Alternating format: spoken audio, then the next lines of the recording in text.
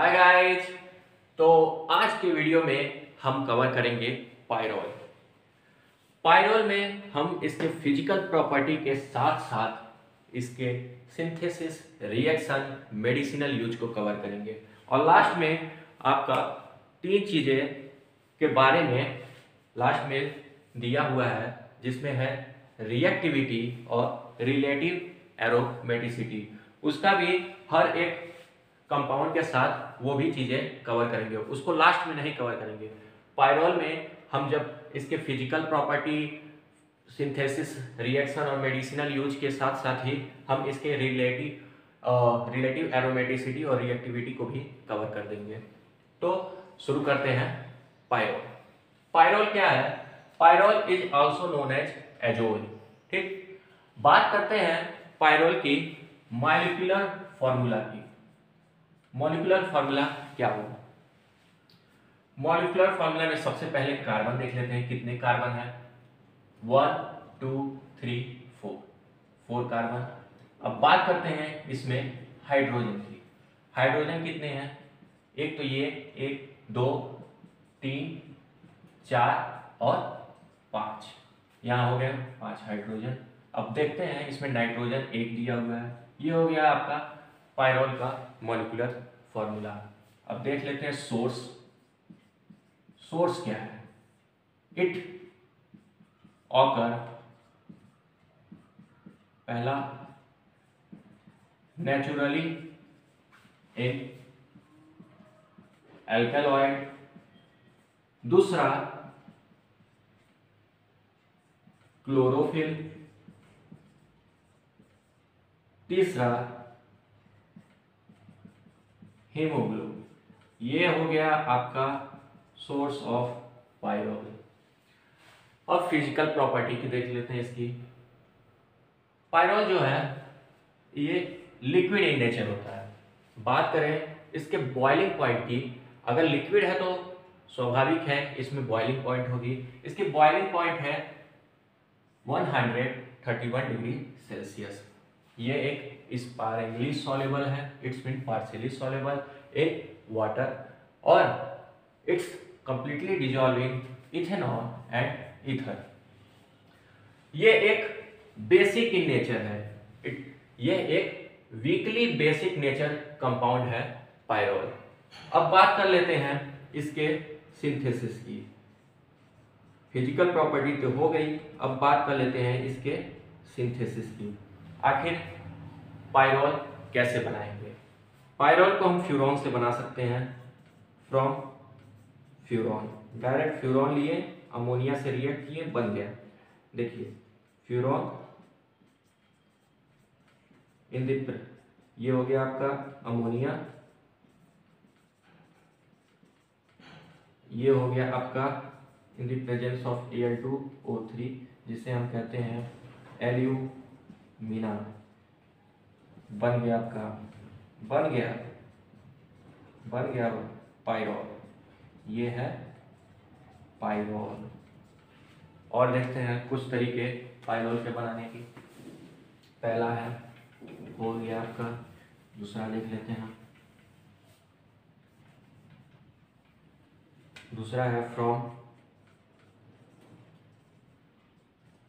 Acetylene. From acetylene, acetylene से कैसे बनेगा? 2 मोल एसिटाइलिन लिए, ये हो गया आपका acetylene in the presence of ammonia. ये हो गया रेड हॉट प्यूपिटिक, रेड हॉट ट्यूब में आपने इसके प्रेजेंस में किया तो आपका बन गया पायरो। क्या बन गया? पायरो। देखिए सिंथेसिस तो काफी है, पर 2 सिंथेसिस मुझे लगता है काफी है इस सिलेबस के अकॉर्डिंग। अब इसमें हम देखते हैं इसके रिएक्शन को। पायरोल के कौन कौन से रिएक्शन है। अब केमिकल रिएक्शन भी देख लेते हैं पायरोल का। केमिकल रिएक्शन पायरोल को हम 3 तरीके से कवर करेंगे। पहले तो इलेक्ट्रोफिलिक सब्स्टिट्यूशन रिएक्शन आपको सभी में देखने को मिलेगा। इलेक्ट्रोफिलिक सब्स्टिट्यूशन रिएक्शन पायरोल में आपका पोजीशन 2 पे हो रहा है, और इसके साथ साथ हम oxidation reduction reaction chemical reaction में इंक्लूड करेंगे, और साथ में इसके ही कुछ केमिकल रिएक्शन के में नेमिंग रिएक्शन भी हम कवर करेंगे। कुछ ऐसे नेमिंग रिएक्शन को भी हम कवर करेंगे इस केमिकल रिएक्शन में। तो सबसे पहले इलेक्ट्रोफिलिक सब्स्टिट्यूशन रिएक्शन को देखते हैं। यहाँ पे जैसे कि आप जान गए ये पोजीशन 2 पे ही होगा यहाँ पायरोल के कंडीशन में। सबसे पहला है नाइट्रेशन। नाइट्रेशन को हम क्या करेंगे, एसिटिल नाइट्रेट से यहाँ पे पायरोल को इससे एसिटिल नाइट्रेट से रिएक्ट करेंगे इन the presence of sulphuric acid H2SO4, तो आपका बनेगा 2-नाइट्रोपायरोल। ये एसिटिल नाइट्रेट कैसे बन रहा है, इस एसिटिल नाइट्रेट को हम देख लेते हैं। मिथाइल कार्बोक्सिलिक एसिड COOH, ठीक, और प्लस HNO3 नाइट्रिक एसिड, ठीक। दोनों से अगर वाटर रिमूव हुआ, ठीक, दोनों से कंबाइन होकर वाटर रिमूव हुआ और आपका एसिटिल नाइट्रेट फॉर्म हुआ। अब देखते हैं दूसरा रिएक्शन, सल्फोनेशन। सल्फोनेशन में सेम वही पायरोल्स पे SO3 से रिएक्शन करेंगे इन द प्रेजेंस ऑफ 373 केल्विन, तो आपका बन जाएगा दिस वन स्ट्रक्चर।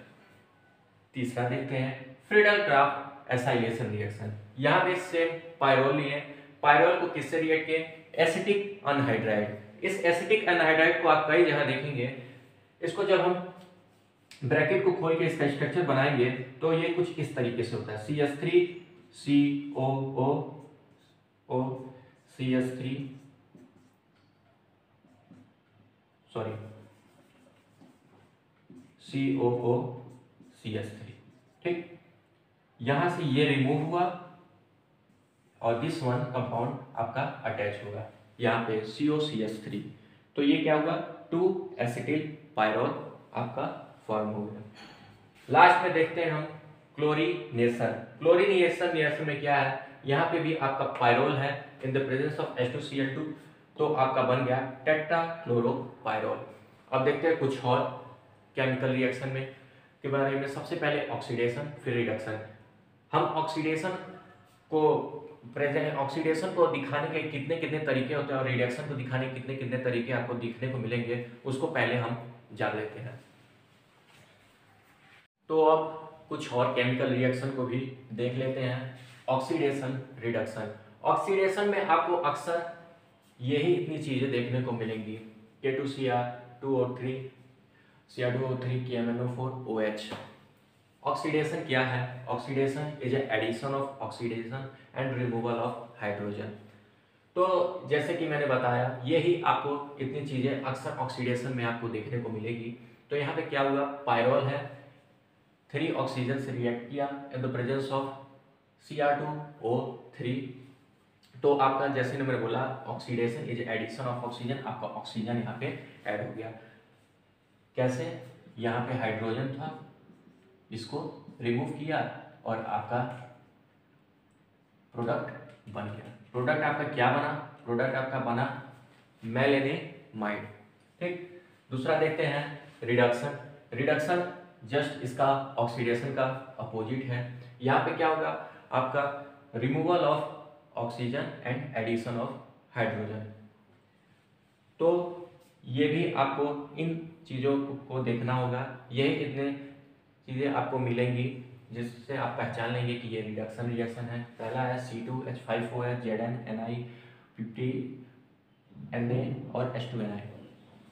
तो पहले क्या करेंगे, 3 पायरोलिन को यहाँ पे देख रहे हैं कैसे फॉर्म हुआ।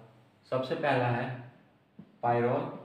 पायरोल रिएक्ट हुआ किससे, जिंक से इन the presence of weak acid CH3COH, तो बना आपका 3 पायरोलिन।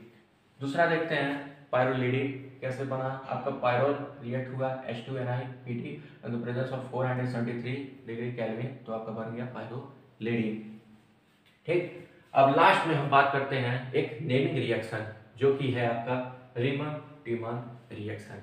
रीमन टीमन रिएक्शन में हम क्या किए, पायरोल लिए, उसको रिएक्ट किए क्लोरोफॉर्म से और आपका प्रोडक्ट फॉर्म हो गया CH3COOH।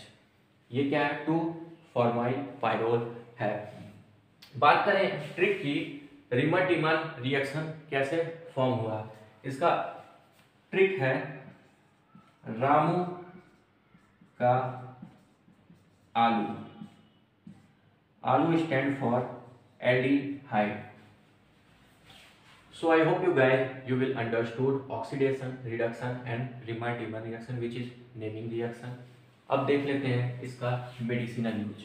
मेडिसिनल यूज क्या है, मेडिसिनल यूज ऑफ पायरोल। पहला इसका है it is use as antihistamine. दूसरा देखते हैं it is use as antibacterial. तीसरा आपका एंटी फंगल। चौथा आपका है एंटी मलेरियल। और लास्ट में है आपका पांचवा इम्यूनो सुप्रीजेंट एक्टिविटी। ये इतने इसके मेडिसिनल यूज हो गए। So I hope you guys you will understood this topic. तो अब हम डिस्कस करते हैं रिलेटिव एरोमेटिसिटी और reactivity of pyrrole, furan and thiophene. ये आपके सिलेबस में तो ये पायरोल, फ्यूरॉन, थायोफिन का जब सारी चीज़ें कंप्लीट हो जा रही हैं तब आपको रिलेटिव एरोमेटिसिटी और रिएक्टिविटी देखना है, लेकिन मैं इसी वीडियो में आपको वो चीज़ें भी कवर कर दूंगा। तो देखते हैं आखिर क्या है रिलेटिव एरोमेटिसिटी। रिलेटिव एरोमेटिसिटी देख रहे हैं यहाँ पे, एरोमेटिसिटी, एरोमेटिक कंपाउंड जो प्लीजेंट स्मेल देते हैं। देखते हैं आखिर पायरोल, फ्यूरॉन और थायोफिन क्या एरोमेटिक कैरेक्टर है। एरोमेटिक कैरेक्टर होने की कुछ प्रॉपर्टी होती है। एक होता है साइक्लिक इन नेचर, साइक्लिक हो, कॉन्जुगेटेड हो, प्लेनर हो और हकल रूल को फॉलो करें। हकल रूल को फॉलो करें जो होता है 4n+2 ब्रैकेट के बाहर पाई इलेक्ट्रॉन। ठीक, ये इतनी प्रॉपर्टी होनी चाहिए। So pyrrole, furan and thiophene are aromatic compound. ठीक, देखते हैं इसका रिलेटिव एरोमेटिसिटी। पायरोल में आपने देखा नाइट्रोजन था, पेंटेन में यहाँ पे ऑक्सीजन और फ्यूरॉन में ऑक्सीजन और थायोफिन में आपका सल्फर। इलेक्ट्रोनेगेटिविटी अगर देखें तो फ्यूरॉन की ज़्यादा होगी क्योंकि उसमें ऑक्सीजन है, फिर उसके बाद सेकेंड नंबर पे नाइट्रोजन और फिर सल्फर। अगर जो इलेक्ट्रोनेगेटिविटी ज़्यादा होगा तो आपका एरोमेटिक कैरेक्टर कम होगा। क्या हो रहा है, इलेक्ट्रोनेगेटिविटी ज़्यादा हो रहा है तो आपका डीलोकलाइजेशन ऑफ इलेक्ट्रॉन कम हो रहा है, दैट्स वाई एरोमेटिक कैरेक्टर आपका कम होगा। ठीक, एरोमेटिक कैरेक्टर इट्स मीन उसका उल्टा होगा इलेक्ट्रोनेगेटिविटी का। पहले हो जाएगा सल्फर, फिर नाइट्रोजन, फिर oxygen.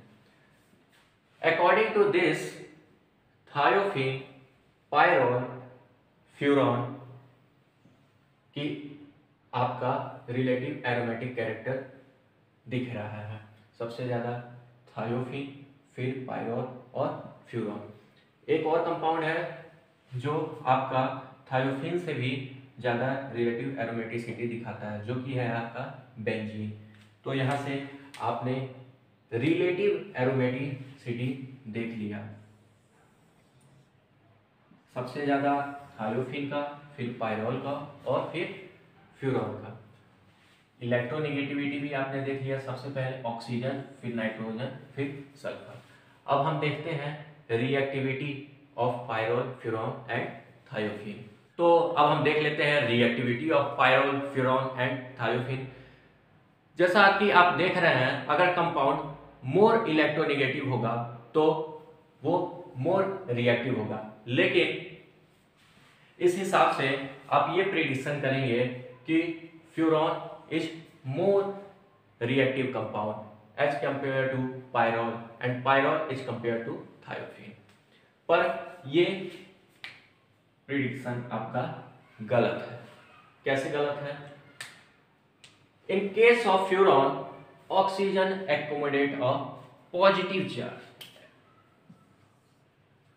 charge are less reactive than nitrogen, so furon is less reactive than pyrrole। ये स्टेटमेंट हमें क्या बता रहा है?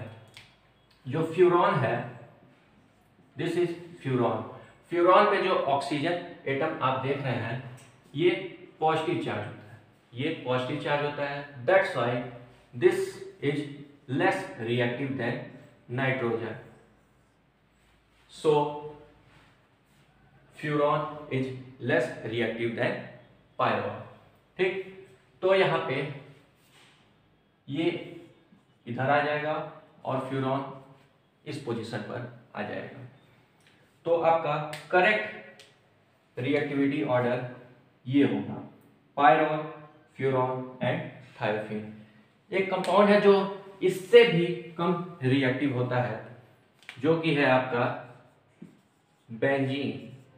क्या है? बेंजीन। एक क्वेश्चन है, वो क्वेश्चन ये है, विच